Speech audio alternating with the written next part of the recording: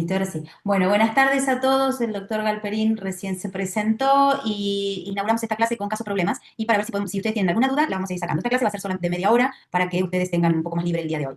Lo que queremos es presentarles casos que a todos le van a llegar al consultorio y que sepamos, más que nada, qué tenemos que ver. Le llega a este paciente, que es un paciente joven, con sensación de cuerpo extraño, arenilla, sensación de ojo seco. Entonces, lo primero que tenemos que empezar a mirar es esto. Lo que ustedes ven aquí, cómo se vierte este párpado superior, cómo está en esa hilera de pestañas, cómo está el borde libre del párpado, cómo está este borde libre en la foto del medio. Ustedes van a ver que aquí, haciendo el corte de la lámpara de hendidura de las de luz, ustedes van a ver que el sector inferior de la córnea ya está lacerado. Ya tienen marcas de que allí hay algo que está ocurriendo. Y cuando miran la foto de arriba a la derecha, van a ver esos collaretes en esos folículos de las pestañas que nos dicen que esos párpados están engrosados, que las glándulas de meiomio no van a estar funcionando correctamente y que hay tapones de mucus en esas glándulas de meiomio. Entonces, ¿qué es lo primero que tengo que pensar? Justamente que mi paciente tenga una distrofia, disfunción de las glándulas de meiomio. Entonces, también podemos tener esto. Ustedes hacen el corte con la lámpara de hendidura, que esto sí es una disfunción de glándulas de meiomio, pero aquí en este caso no hay alterado la córnea, sí el fin lagrimal es un fin lagrimal espeso. Nosotros, si ustedes lo miran a esa foto, van a ver que es como si tuviera aceite. Bueno, eso es fin lagrimal espeso. En la foto que sigue aquí abajo, van a ver raro las glándulas de meiomio todas muy tapadas y se ve perfectamente, como muestran las fotos, las otras, las telangiectasias que en el borde palpebral están en este paciente. No tiene por qué estar, porque esas telangiectasias no son normales. Entonces,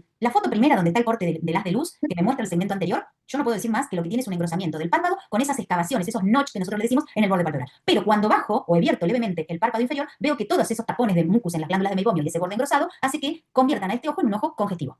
Esto es una disfunción de glándulas de meibomios. ¿Y qué hago en estos casos? Hago higiene, hago lo que se llama una especie de... con la higiene lo que voy a hacer es limpiar bien todo el borde palpebral y ese borde palpebral lo tengo que limpiar e higienizar e incluso voy a tener que exprimir estas glándulas de meibomio. Bien, para luego darle tratamiento, ya sea con espumas de limpieza, lubricantes, ciclosporina, una buena higiene palpebral todos los días, con agua o con hisopos con agua tibia, y si puedo hacerlo con alguna espuma de limpieza, la espuma de limpieza recuerden que no es eterno el tratamiento, sino que se usa con momentos de descanso, para no barrer toda la flora habitual de nuestros pacientes. Y también después haremos la expresión de esas glándulas de meibomio, y si fuera necesario, porque los collaretes no se van, haremos una microfoliación. Esta es una mujer de 56 años con un ojo seco severo, pero sin causa sistémica diagnosticada. Entonces, ¿qué vamos a ver? Es un ojo que está congestivo, ojo rojo, la señora consulta por lagrimeo y epífora y sensación de pinchazos en los ojos. Y ustedes miran y la tinción con fluoresceína es una tinción bien manifiesta, positiva, donde interpalpebral. Entonces, damos lubricantes, tratamos, mientras tanto tratamos de buscar cuál es la causa sistémica que lo produce, porque lo primero que tengo que pensar es que esta señora tenga o una inmunológica, como es, por ejemplo, una artritis reumatoidea, una de las tantas. También puede ser por menopausia, también puede ser si ha tenido antecedentes de algún otro tipo de cirugía. Con el tiempo, esos lubricantes y la ciclosporina fueron mejorando esta superficie ocular, pero no del todo. La señora al mes y a los 2 meses se seguía quejando de la misma signosintomatología, a lo cual agregué lágrimas de suerautólogos. Observen ustedes la última foto de la derecha, cómo con lágrimas de suerautólogo, la ciclosporina y lubricantes sin conservantes, la superficie se va restituyendo y la mejoría clínica es bien manifiesta. A diferencia de este paciente de 65 años que sí tiene artritis reumatoidea, en tratamiento con metotrexato y ácido fólico, y vamos a empezar describiendo la primera foto de la izquierda. La primera foto de la izquierda, en el haz de luz, ya con tinción con verde de lisamina, se puede ver que tanto el borde libre del párpado como la conjuntiva y la córnea se empiezan a demostrar todo aquellas células devitalizadas. En la foto del medio se ve como la tinción de fluoresceína, observen ustedes el borde libre palpebral superior, cómo está marcado a modo de rastrillo que se produce por la misma sequedad que ese párpado tiene. Y en la foto siguiente, eso es una dermatochalasis, conjuntivo chalasis. Es lo que ustedes van a escuchar hablar a los superfisiólogos que decimos, este paciente tiene conjuntivo chalasis. Cuando ustedes lo miran, no solamente se ve con luz blanca, sino también con luz azul de cobalto teñido con la fluoresceína. Y se puede observar, como ven aquí en el otro ojo, los parches de sequedad de este paciente producido por su artritis reumatoidea. Tratamiento, el mismo. Lubricantes sin conservantes, ciclosporina. Si no anduviera, los controles van a ser mensuales, y si no anduviera, le vamos a ir asociando, no sacando ni sustituyendo, sino agregando lágrimas de suero autólogo. Y este es el último paciente, el anteúltimo paciente que les voy a presentar, que es un paciente de 72 años, mayor de 70 años, que consulta por ojo rojo y refiere que iba siempre a distintos oftalmólogos porque él tenía conjuntivitis a repetición. No, uno tiene conjuntivitis una sola vez en la vida, cuando es virósica. Pero a repetición, ¿por qué? Una conjuntivitis crónica. Entonces, sin microorganismo que lo justifique, lo primero que tengo que pensar en estos casos es que este paciente puede tener un pemphigoide ocular cicatrizal. Vamos a mirar. La foto de la izquierda, si ustedes hacen un paneo, van a ver que el punto lagrimal está permeable, aparentemente permeable. Pero el fondo de saco está estrecho. Yo bajo ese fondo del párpado inferior y no tengo un fondo de saco complaciente. La carúncula y los pliegues lacunares son todo en un solo plano. La foto del medio me muestra ese mismo ojo, como no hay un quiebre en el haz de luz, sino que se hace como toda una continuación de ese haz de luz cuando hacemos la lámpara, con la lámpara de hendidura el corte con el haz, y en el ojo contralateral se pueden ver ya esas líneas de fibrosis conjuntival. ¿Qué voy a hacer con este paciente? Lo primero que voy a pensar es en hacer una biopsia de conjuntiva para ponerle nombre y apellido. Recuerde que no todas las biopsias van a ser positivas la primera, pero en este caso lo que voy a pensar es que mi paciente tiene un pemphigoide ocular, y si tiene un pemphigoide ocular lo trataremos de manera tópica, y si eventualmente fuera un Foster 2 lo vamos a tratar con manera sistémica asociada. Y esto es el último caso que les muestro. Es una docente de 47 años, docente en una escuela de ciegos, lo que es la ironía de la vida, y lo que ella consulta siempre es por un ojo así, blanco como ustedes lo ven, porque no está sumamente congestivo este ojo, pero sí por dolor. A ella le duelen los ojos y le lagrimea. Y cuando ustedes observan la periferia de la córnea van a ver todas estas como digitaciones, como si tuviera una doble limbo. Y en realidad lo que tiene es un adelgazamiento allí, más manifiesto en el ojo izquierdo, que es el de la derecha. Esta paciente calma con lubricantes, sin conservantes, lodeprednol en colirio y colocación del lente de contacto. Cuando le coloco esto, a los 15-20 días, el adelgazamiento periférico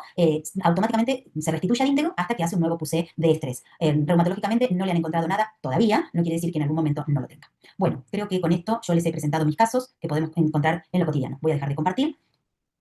Aquí estamos. Bueno, Gustavo,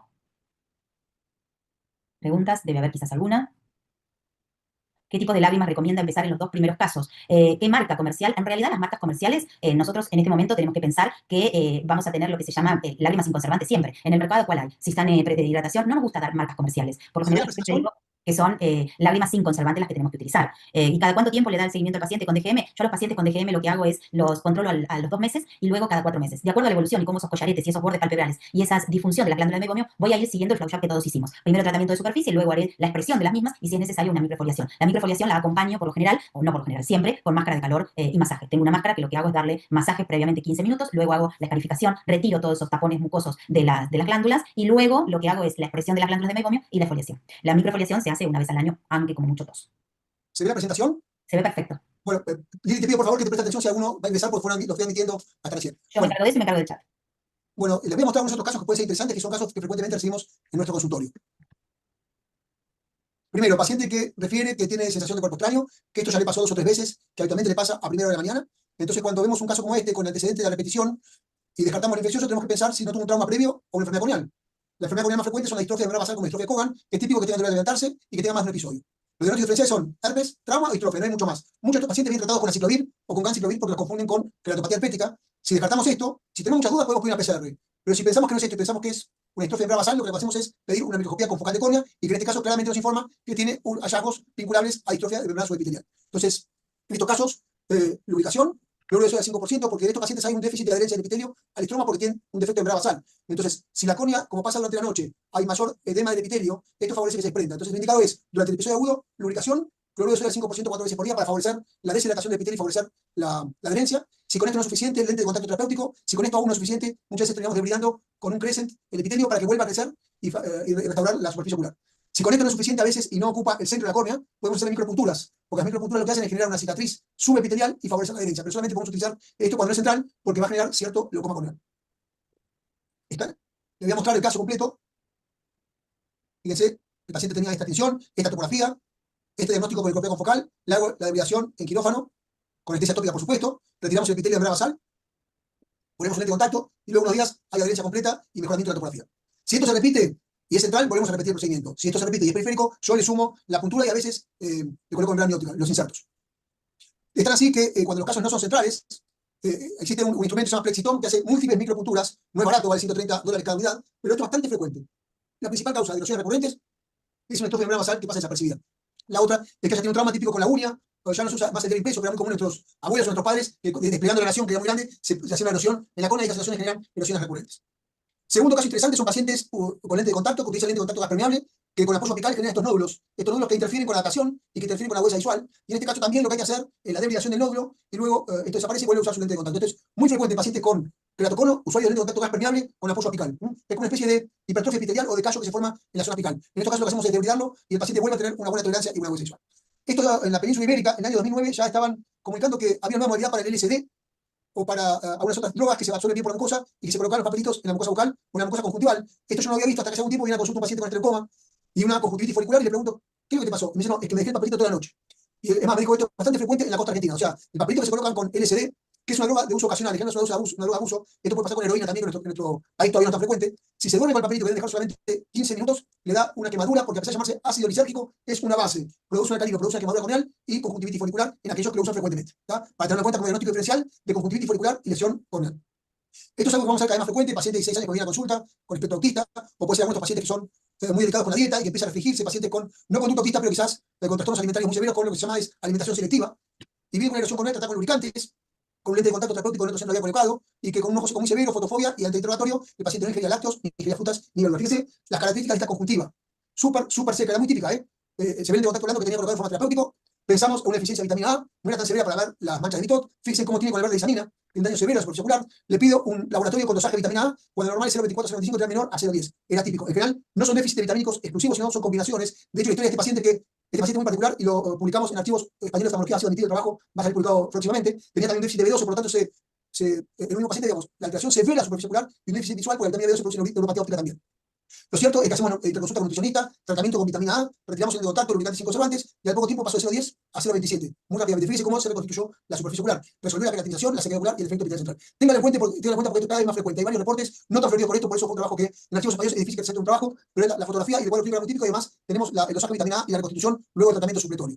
Y cuando uno empieza a investigar la bibliografía, fíjese que la mayoría de los pacientes tenía una restricción muy importante de la dieta, que era french fries y water, solamente con papas fritas, tocino y muffins, pero son pacientes con alteraciones muy severas de la alimentación, y ven que en la columna de la derecha ven todos los datos que corresponden a este paciente que hay una cirrosis oral y oftalmológica, y que si se continúa el tiempo ahí, se nocturna porque afecta a los bastones también. Entonces tengan en cuenta que la hipoquetomianosis cada vez es más frecuente, es en países del África meridional es la principal causa de ceguera. Su diagnóstico precoz y tratamiento es la clave y suele asociarse a múltiples déficits nutricionales. Entonces sospechemos en el paciente con trastornos nutricionales y psiquiátricos, es típico de la xerostomía, la caracterización conjuntival corneal, la mancha de TOT, que tiene que ser más avanzada, el déficit para que se aparezca, y si no se maneja cuidadosamente y adecuadamente puede llevar a la perforación. Se autorrestringe en general de frutas, lácteos, vegetales y proteínas, y quien no sabe lo que busca, por supuesto que no entiende lo que encuentra. Así que tengan en cuenta que esto puede aparecer en sus consultorios en cualquier momento. Otra patología de superficie que es típica es la degeneración nodular de Salzmann, que puede estar precedida por inflamación crónica, ojo seco severo, uveitis a repetición, trastornos palpebrales, pero a veces son primarias. Estos son 4 pacientes diferentes que yo vi.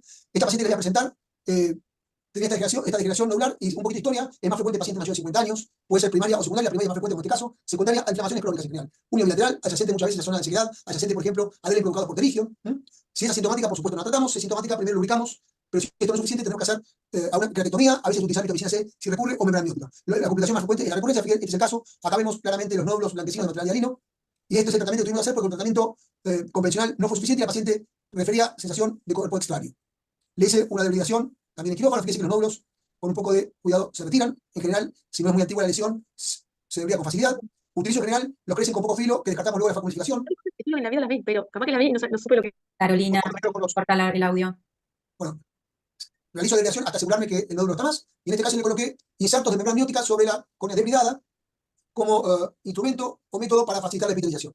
La superficie está seca, la irrigamos lentamente, y en general en los insertos no hace falta el pegamento biológico, el Veriplas, y esto nos permite una más rápida epitelización y menor posibilidad de haze o cicatrización. Fíjense que los coloco en su posición, una especie de anillo olímpico. Van a ver cubriendo toda el área debridada. Este es un caso muy interesante, por su caso otros días. Le coloco el líquido para que se compacte y después un lente de contacto. En la inmensa mayoría de los casos con esto es suficiente y no hace falta el hilo, y el tiempo que están en contacto con la córnea favorece la epitelización. Bueno, lo que hago es superponer uno sobre otro, pongo el lente de contacto, y esta es la evolución. ¿Ven cómo están los insertos? Que lentamente se van absorbiendo hasta llegar a esta situación. Pude solucionar la degeneración de Salman y la córnea cicatrizó sin ninguna opacificación. Esto lo hago con frecuencia cuando el tratamiento convencional no es suficiente. Entonces, recuerden que es una degeneración frecuente y que el debridamiento implante de membrana de sus formas es un recurso útil cuando lo conservador no funciona. Y esto para terminar, las cosas más bien de a dos, y estos son dos casos que recibí el año pasado, y de hecho se los presento porque uno de ellos terminó un tema médico legal. Porque cuando viene un paciente con una conjuntivitis hiperaguda, con gran cantidad de secreciones, que ustedes lo limpian, lo dejan esperar en la sala de espera, y en los 5 minutos esté bueno como llegó, están obligados a hacer esto, a tomar un frotis y mandar a hacer inmediatamente, porque en este caso era diplococo gran negativo, que es gonocoxia. Recuerden que la gonocoxia es la única conjuntivitis hiperaguda que puede perforar una córnea intacta. Acá tienen un esquema de tratamiento. Uno de estos pacientes fue tratado en un centro bastante reconocido, lo confundieron con una conjuntivitis banal, le dieron un colirio de toramicina de dexametasona, y el paciente, como ven la foto, a los 3 días estaba con melting completo de la córnea y perforado. Entonces, en conjuntivitis hiperagudas, usted tiene alguna duda por el entorno, por la cantidad de secreciones, lo típico es cantidad inmensa de secreciones. La limpian, la 10 minutos, tira cantidad. Le hacen un frotis. Si el frotis da diplococo gran negativo, el tratamiento es tópico, pero básicamente sistémico. La ceftriaxona y en general se agrega citromicina por tratamiento de clamídia, que en general es conjunto. ¿Está? Por supuesto, tratamiento de pareja, y en caso de los niños, se ajusta a la dosis. De hecho, esta señorita que está acá estaba embarazada. ¿Está? ¿De acuerdo? Tengan en cuenta conjuntivitis hiperaguda porque puede tener consecuencias médico-legales. Y para terminar, cuando viene un paciente así, lo primero que te van a preguntar, si no fue a la farmacia, y le dieron una gotita que tenga anestesia. Y no es un solo paciente que vi, le voy a mostrar un equipo de fútbol prácticamente de pacientes que vi con esto. Fíjense estos 4 y fíjense estos 3. ¿Está? Y son todos calcados. Primero, la córnea con una úlcera que puede llegar a la perforación, pero típicamente tiene bordes grisáceos y enrollados, y si persiste el tiempo, hace esta dermatitis atópica por la paracaína. Si el paciente resuelve el cuadro, primero resuelve el párpado y después la córnea. Y cuando inicia, primero la córnea y después el párpado. Vamos para atrás para que vean otro caso. ¿Ven? Estos recontra típicos, fíjense, son de opacificación corneal, con bordes grisáceos y con los bordes sobreelevados como enrollados. Son úlceras neurotróficas. Y cuando se va resolviendo, resuelve primero la piel y después la córnea. Bueno, esto es un poquito lo que les queríamos mostrar, de casos de todos los días que vemos con Liliana nosotros en nuestro consultorio, pero además, si tienen una duda de lo visto o de lo que estamos mostrando, estamos dispuestos para contestarnos. Voy a dejar de compartir. Excelente, sí, realmente, aunque ustedes no lo crean, el abuso de proparacaína tópica es muy común, sobre todo en los pacientes trabajadores de talleres mecánicos, de herrería, o incluso en cualquier otra. Yo trabajo en el Hospital de Arecha hace 33 años y uno de los pacientes que estaba ahí, realmente es un enfermero del hospital. Bueno. Que hacía como changas con la moladora, y Exacto. tuvo una úlcera y no me pasa nada, se le empezó a poner y claro, le molesta mucho, se le pone le molesta y se olvida que es una anestesia y se pone. Y la otra cosa anecdótica que les vamos a contar, porque los dos hacemos hospital, o por lo menos yo lo hice hasta hace muy poco, y también habíamos publicado en la revista del CAO una serie de 10 pacientes. ¿Por qué? Porque el paciente que hace una adicción a la proparacaína es un paciente con una personalidad especial. Es un paciente que tiene una personalidad un poco efusiva, violenta, incluso agresivo, y cuando uno detecta que es la proparacaína y se la retira, cuesta mucho sacársela. Hay que hacer junto con médicos de tratamiento del dolor una terapia, porque de lo contrario no logramos sacar, porque manda a cualquiera a comprarle el frasquito. De hecho, un par de pacientes tuve que interrogar al acompañante porque lo negaba. Es como el que dice, yo tengo una enfermedad, tengo un poquito de leucemia. Eso hay que preguntarle. Si lo toman en etapas tempranas, con un esteroide de baja potencia como el loteprednol y lubricantes, esto se resuelve. Funciona. Si lo toman en etapas tardías, por supuesto, discontinuo anestésico, no utilizar esteroides porque en general, si hay caso avanzado, sí se puede usar la doxiciclina como reconstitución del estroma y lubricantes frecuentes. Exacto. Y sepan ustedes también que las úlceras anulares, como las que Gustavo les mostró, que comienzan siendo inferiores o superiores, si son anulares, si son periféricas, después hacen el anillo, recuerden que hay diagnósticos diferenciales. O es un cocainómano, o es un fusarium, o es una cantameba. Son los 3 diagnósticos diferenciales. El paciente tiene estigma de cada cosa y cada uno da su característica. Ya cuando vean infecciones van a poder ver también un poco esto. Pero hay Y que otra causa de úlceras neurotróficas son los que aspiran cocaína. Exacto. Empieza la córnea y hacen úlceras neurotróficas. Exacto. Bien, y quería decirles otra cosa que había mostrado Gustavo. Y en cuanto a las degeneraciones de Salman, miren, porque son degeneraciones de Salman, no son tumoraciones de la córnea. El tumor de córnea tiene otro aspecto. Y esas degeneraciones de Salman no están vascularizadas. Entonces, busquen y miren lo friable que es. Entonces, no sé que sea antigua, ¿no? Pero si son ustedes de diagnóstico reciente, lo pueden ver cómo Gustavo lo sacó con un Crescent y ustedes con un cotonete, un Fumino en consultorio previo por paracaína pueden movilizar esa degeneración. Entonces, son cosas que tenemos que tener la mente abierta y pensar por qué. Pero los pliegues que Gustavo mostró en esa córnea con proparacaína, el abuso de proparacaína es típico. El pliegue y cómo comienza a ulcerarse la piel. Recuérdenlo siempre en piel. No siempre son atópicos esos pacientes. Lo que menos tienen es de atópico.